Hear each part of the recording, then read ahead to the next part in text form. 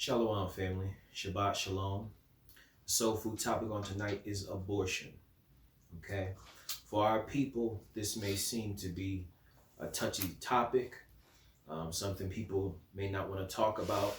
You know, you have women who are pro-life, you have women who are pro-choice, but we're going to look at the scripture and see how the Most High feels about it. First, we're going to go to Exodus chapter 1, verses 15 through 17. Let's see if the Most High condones aborting unborn children.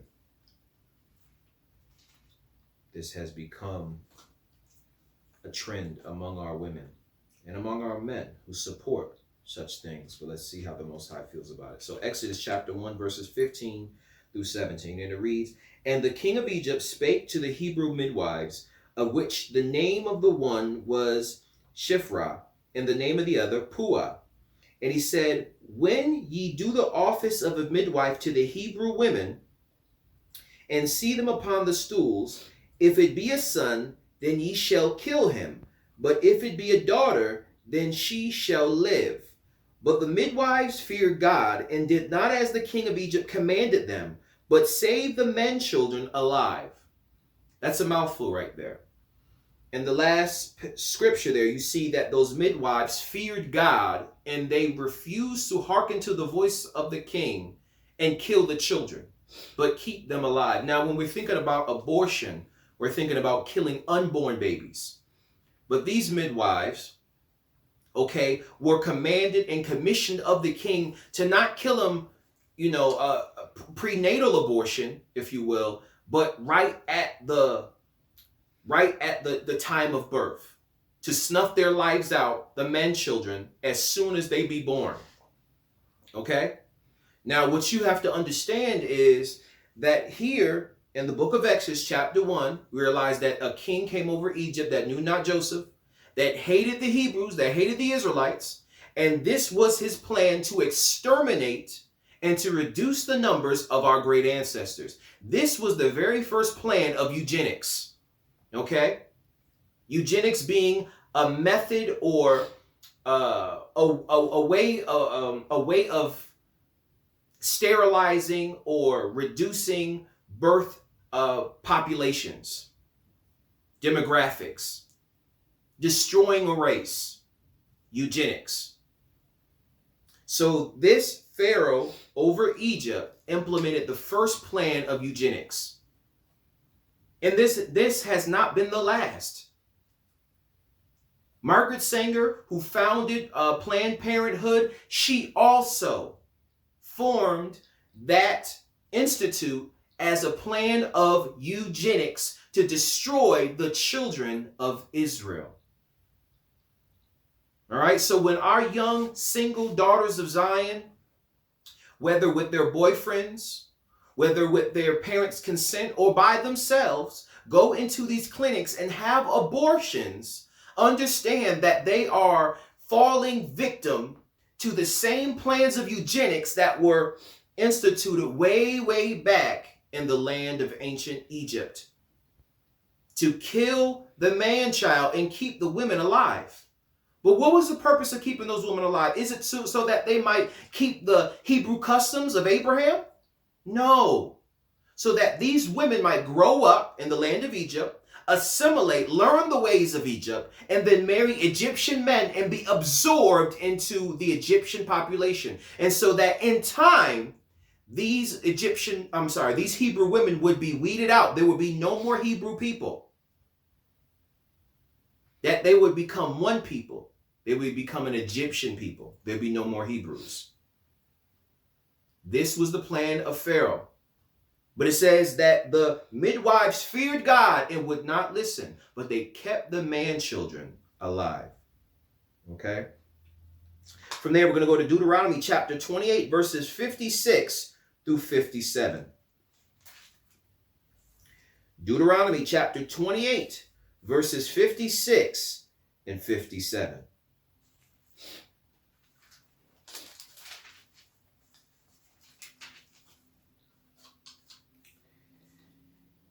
And it reads, "The tender and delicate woman among you, which would not adventure to set the sole of her foot upon the ground for delicateness and tenderness, her eye shall be evil towards the husband of her bosom, and toward her son, and toward her daughter. 57. And towards her young one that cometh out from between her feet, and toward her children which she shall bear. For she shall eat them for want of all things secretly in the siege, and straitness wherewith thine enemy shall distress thee in thy gates. Okay, this is the curse that would fall upon the children of Israel, chiefly the daughters of Zion. Okay, that they would hate the husband of their bosom, their baby daddy, and hate their children. Seek to destroy them. Now, it was quite literally, according to 2 Kings chapter 6, that they were given unto cannibalism and literally they were left to eat their children to survive because of the great famine. But on a spiritual level, we could look at this the same way, in that women despise. Let's go back and read read exactly what it says here, especially in verse 57. And toward her young one that cometh out from between her feet, and towards her children which she shall bear. So it's talking about the children that she already bore that are a little bit older, and the child, the infant, that shall come from between her feet. The unborn child that's still in her belly, as well as the children that have already been born. All right? For she shall eat them for want of all things, meaning her desire shall be for herself and want of all things on a spiritual level. And she shall destroy the fruit of her womb and destroy the children that are already born, because her pursuit will be for the want of all things: fame, riches, sex, all these different things the daughters of Zion will have their heart set on, and destroy the fruit of their womb, right? That is already in their belly, that is trying to come forth, and then the children they have already born. They will cast them out of their presence. They will neglect and forsake their children, sons and daughters. And it will continue this cycle. These children will grow up. They will despise their mother. They will despise their father, because it already talks about how the father is going to leave. And these young girls who are being guided and instructed will learn to hate the black man and have this cycle start all over again. These are the curses. Abortion is not just the children that are already born, but the life that dwells in her belly. She will seek to destroy it, to eat it, to consume it, for want of all things. On a physical level, according to 2 Kings, it was because of cannibalism. But in the modern day, the spiritual detriment is that she wants all things. Because we remember that the scripture was given unto, not the scripture, but the commandment given unto Adam and Eve is to be fruitful and multiply. To Noah and his sons, be fruitful and multiply. To Abraham and Sarah, to Isaac and Jacob. To Isaac, Rebekah, Jacob, Rachel, Leah, and his wives. To be fruitful and multiply. I'm going to bless you. Nations shall come from you. Okay? So it's not the will of the Most High that they should perish and be destroyed. It was a blessing to have many, many children. But because the women seek after their own desire, they find having children as a burden. And she seeks to consume the fruit of her womb, that which cometh from between her feet. Okay? Now let us go to 2 Kings chapter 6.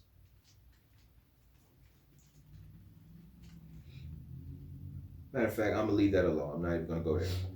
Let's actually go to Hosea chapter 9, verses 11 through 17. Because we're talking about abortion and seeing how the Most High feels about abortion. Hosea chapter 9, verses 11 through 17. You want to read that for me?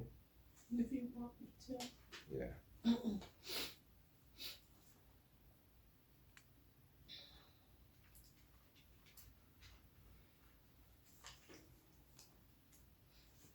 Hosea chapter 9, 11 through 17.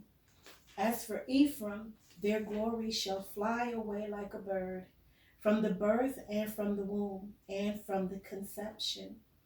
Though let me read it one more. I'll take over because I see your voice is kind of strained. Verse 11. As for Ephraim, meaning the northern kingdom, their glory shall fly away like a bird. Okay, so it shall not remain. It shall fly away looking for rest. Okay? From the birth and from the womb and from the conception. All right? Verse 12. Though they bring up their children, yet will I bereave them, that there shall not be a man left. Yea, woe also to them when I depart from them. So the Most High was going to bring calamity and bring destruction and bring sterilization and lack of men unto Ephraim, unto the house of Ephraim, the house of Israel, the northern kingdom, because of their transgression. Because you have to remember that they were giving their sons and daughters to pass through the fire of Molech, that abominable deed. Okay? You got to remember all the wicked things that the northern kingdom was getting into. The Most High said, I'm going to snatch life out of your belly. I'm going to snatch life from your loins. Let's read it again. Verse 12. Though they bring up their children, yet will I bereave them. If they be born, I'm going to kill them as soon as they're born. Okay? I'm going to take life away. That there shall not be a man left. Yea, woe also to them when I depart from them. Verse 11 saying, from the birth, from the womb, from conception, I'm going to destroy, I'm going to abort life from Ephraim. Okay? Let's keep reading. Verse 13 to 17. Ephraim, as I saw Tyrus, is planted in a pleasant place, but Ephraim shall bring forth his children to the murderer. 14. Give them, O Yahweh, what wilt thou give? Give them a miscarrying womb and dry breasts. This is what our people have endured because of their iniquity. Abortion is not a good thing. The death of your unborn children is not a good thing. It was a curse. It was a curse and a plague on the women and on the men. You're not bringing forth posterity. You're not bringing forth a son to carry on your name. But he said, I will grant you a miscarrying womb and dry breasts. You shall not be able to have children. You shall be consumed. Ye shall be destroyed. Verse 15, all their wickedness is in Gilgal. For there I hated them. For the wickedness of their doing, I will drive them out of mine house. I will love them no more. All their princes are revolters. 16, Ephraim is smitten. Their root is dried up. They shall bear no fruit. Yea, though they have brought, Salakia, yea, though they bring forth, yet will I slay even the beloved fruit of their womb. I'm going to kill their children in infancy. I'm going to kill them while they're still in the womb. Because of their iniquity, because of their sin, because of their abhorrent behavior, I'm going to wipe out a whole generation of children. Verse 17, my God will cast them away because they did not hearken unto him, and they shall be wanderers among the nations. Abortion is not a good thing. When you abort your child, you're mocking the face of God, because this was the plague that came upon our people because of our iniquity. But now because you become promiscuous, right? And you have free open sex, fornicating, and now because you have want of all things, meaning you lust after things, that the things of this world, all that is in the world is the lust of the eye, the lust of the flesh, and the pride of life. You pursue after these things. Now you done got knocked up. You don't want to deal with this child. You don't want to deal with the consequence of having to deal with this with your baby father. And so you abort this child and you mock the Most High. You add drunkenness unto your thirst. And you abort that child. Okay? You find some women, when they're younger, they'll, have a lot of transient sexual partners, you know, the meaning they're jumping from one guy to, as Bishop would say, from one rod to another, right? Young, she fresh, she popping that thing, she having a good time, right? And whenever she gets impregnated, she'll just abort the child. Like using whiteout, you know what I'm saying, on a piece of paper. You just, you know, just start over. You just, a mulligan, you know, just run it back. She jumping from rod to rod, just running it back. You know what I'm saying? But sometimes that same young woman, once she gets older, right, and she find quote unquote Mr. Right, now she want to have children and can't. Why? Because you've been plagued. You've been cursed. Because you did not value life. The midwives in the time of Egypt, they feared God. They didn't destroy the man children. They didn't destroy the females. Okay? Because by destroying the men, you're destroying the women.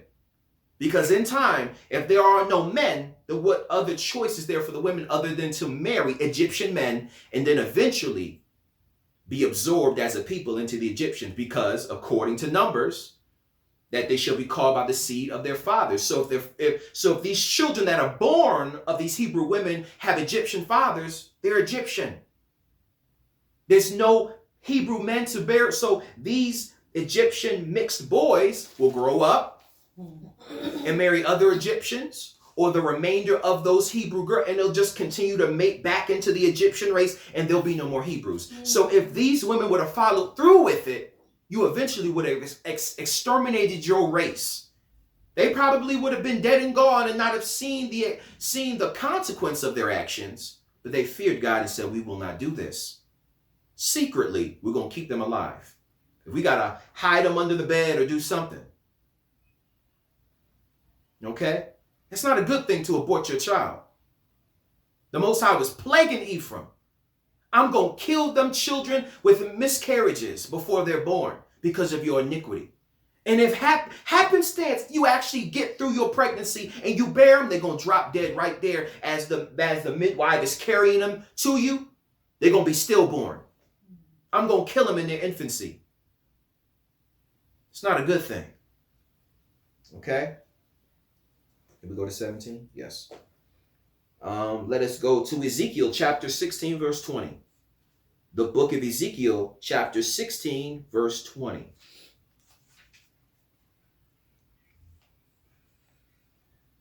And it reads, moreover, thou hast taken thy sons and thy daughters, whom thou hast borne unto me, and these hast thou sacrificed unto them to be devoured. Is this of thy whoredoms a small matter? So he's asking the young black girl, the young Latin girl, right? Jumping around from rod to rod, having sex with whoever. She gets pregnant. She gets the bright idea to go to Planned Parenthood or some other abortion clinic and let those physicians speak to her and give her pamphlets and say, you know, this is something you should do. You're seeing billboards, you know, being targeting Black and Hispanic communities with, like, there was one particular one I saw on Facebook that at a bus stop, it had a picture of a black baby and said, only have one child, you know, something to that effect that, you know, you should only desire to have one child. Having more than one child is too much. That is eugenics. It's the same thing Pharaoh was doing. Margaret Sanger brought back the same spirit of Pharaoh with the New Age plan of eugenics to exterminate the children of Israel. Hold it. Let me grab one passage. Just hold that thought. Let me grab something real quick here. To show you that the nations have always felt this way concerning the children of Israel and have sought to destroy us. Let us see where we at.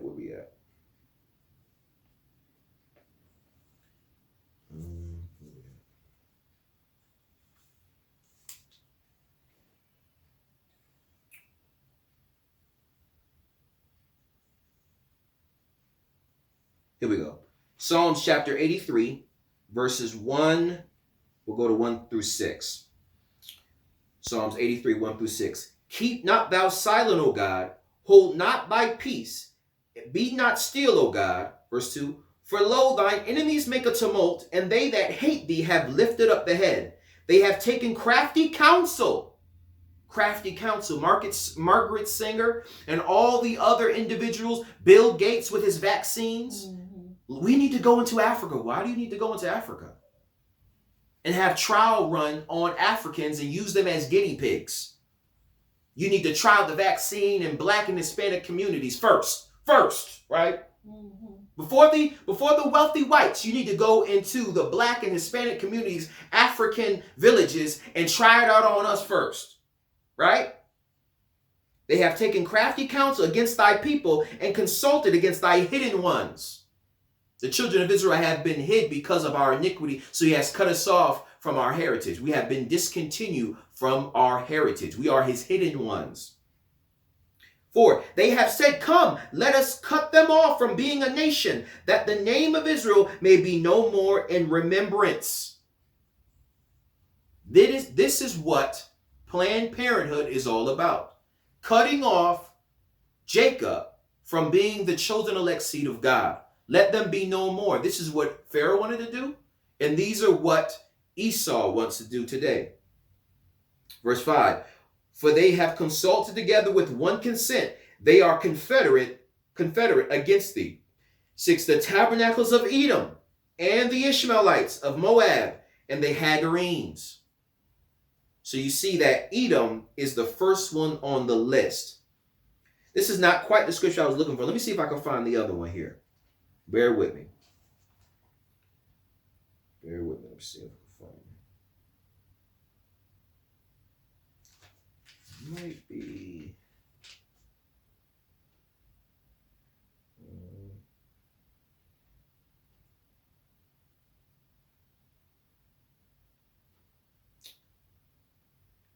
Man, I can't find exactly the one.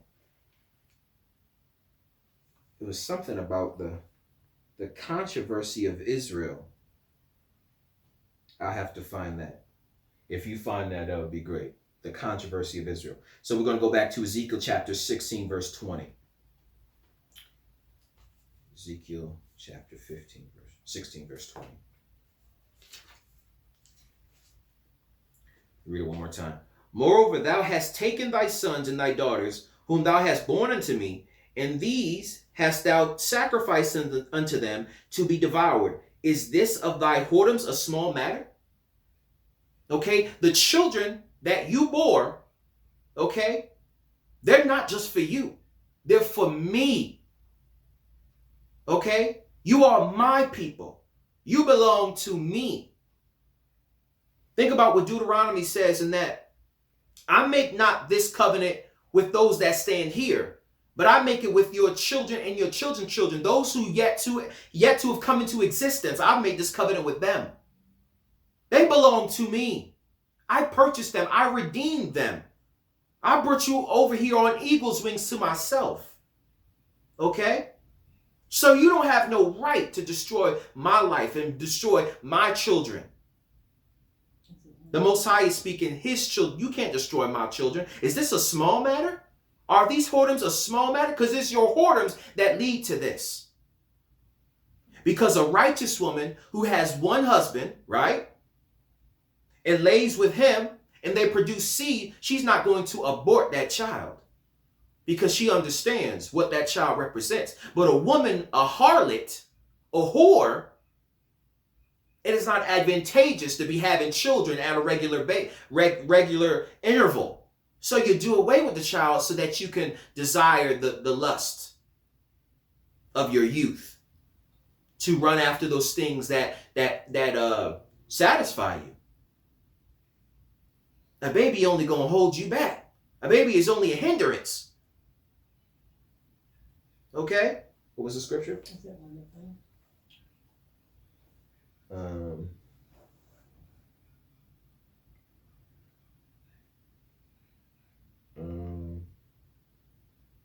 Seemed like it was in Psalms. But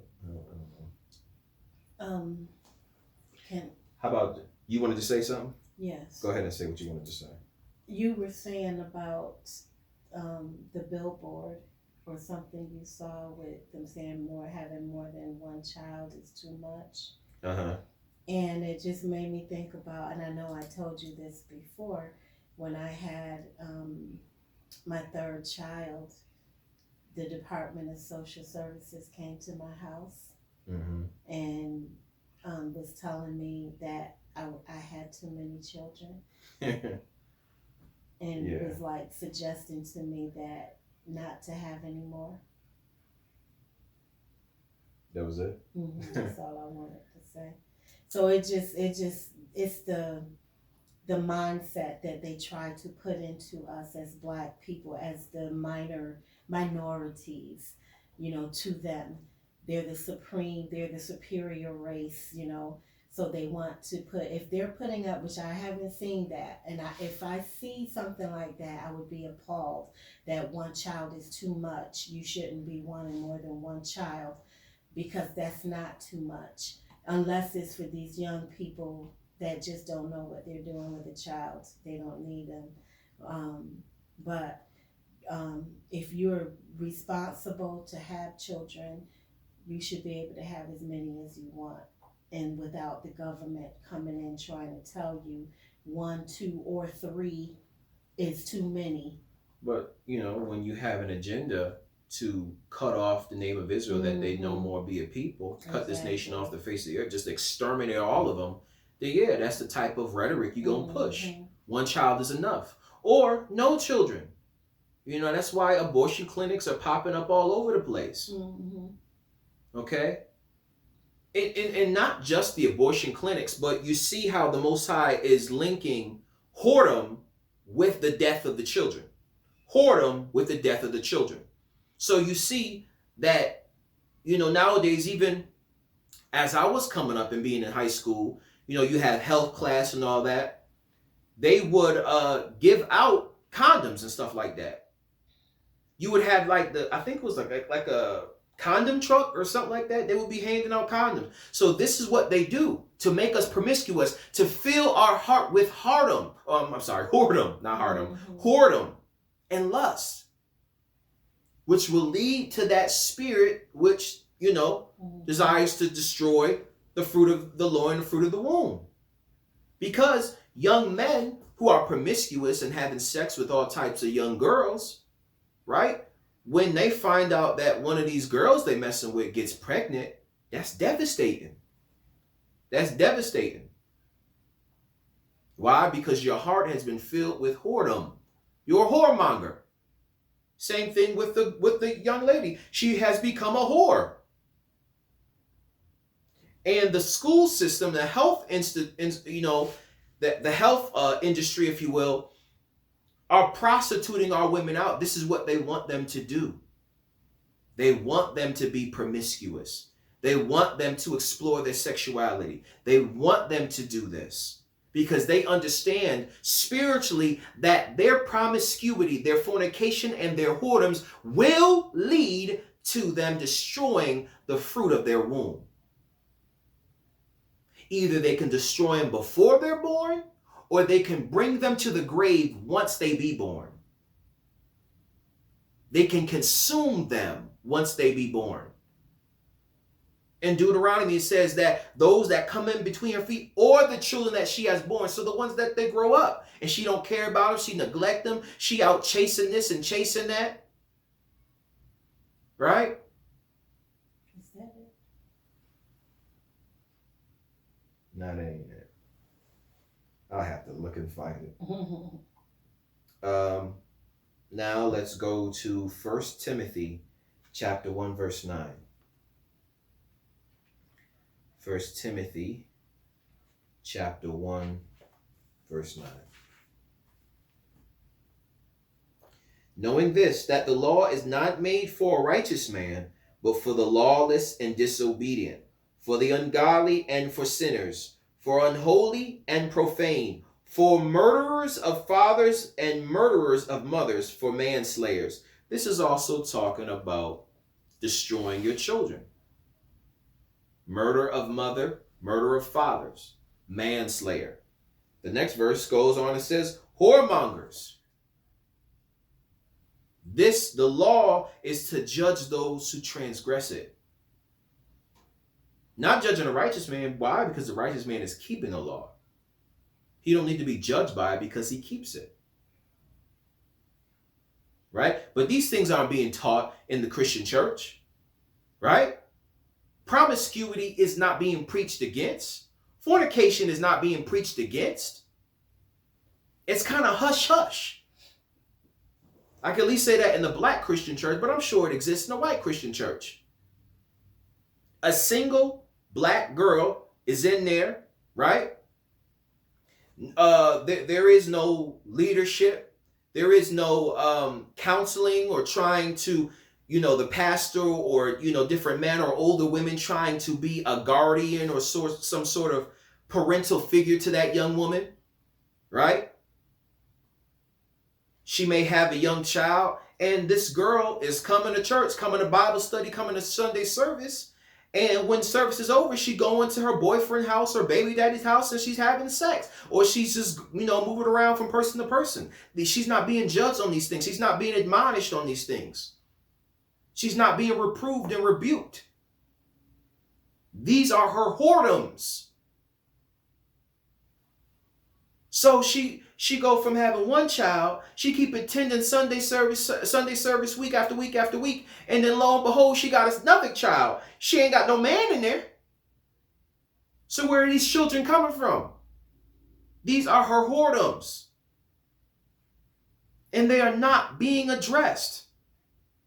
We want to deal with the abortion. Is it right? Is it wrong? Let's deal with the fornication. Let's deal with the promiscuity before we get to abortion. Because if we deal with that, we wouldn't even have a problem where abortion is concerned. It's the whoremongering of the men and the whoredom of the women that leads to that. Okay? Let's go to Deuteronomy chapter 24, verse 14. Deuteronomy chapter 24, verse 14.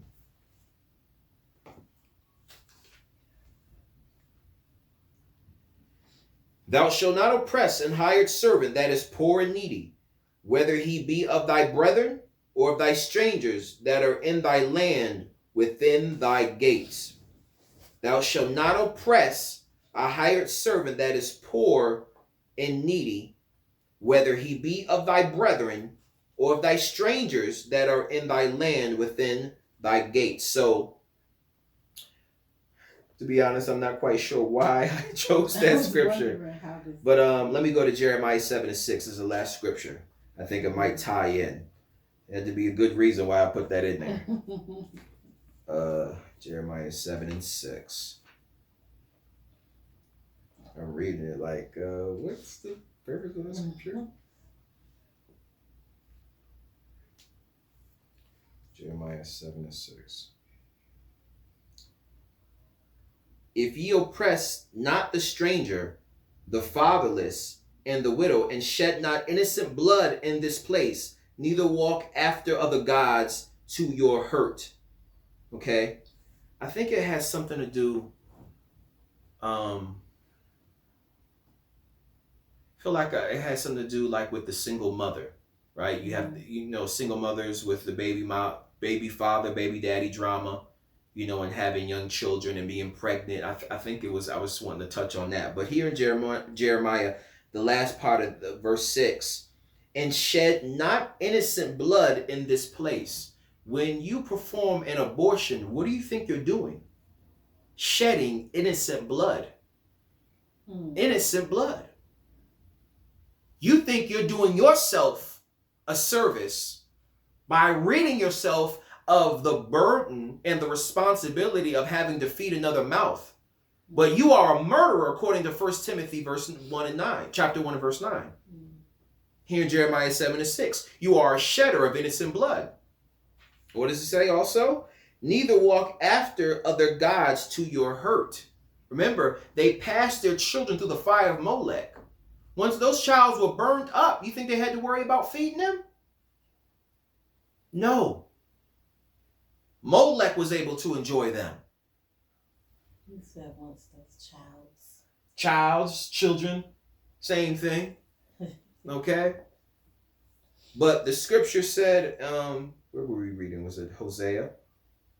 maybe Ezekiel, that these are my children, the Most High is saying, not yours, because you don't treat them like they're yours, but they belong to me. Okay? So abortion is not of the Most High. It is the shedding of innocent blood. It is the byproduct of a man's whoremongering and a woman's whoredom. And if you fear God, you will not destroy the fruit of the womb. Okay? Shalom, family. LawzMarketplace.com, the site where the tribes unite. Check out fresh Israelite apparel for both men and women, with new items added frequently. Don't forget to join the marketplace so you can promote your own products and services. Kwam Yasha'Allah.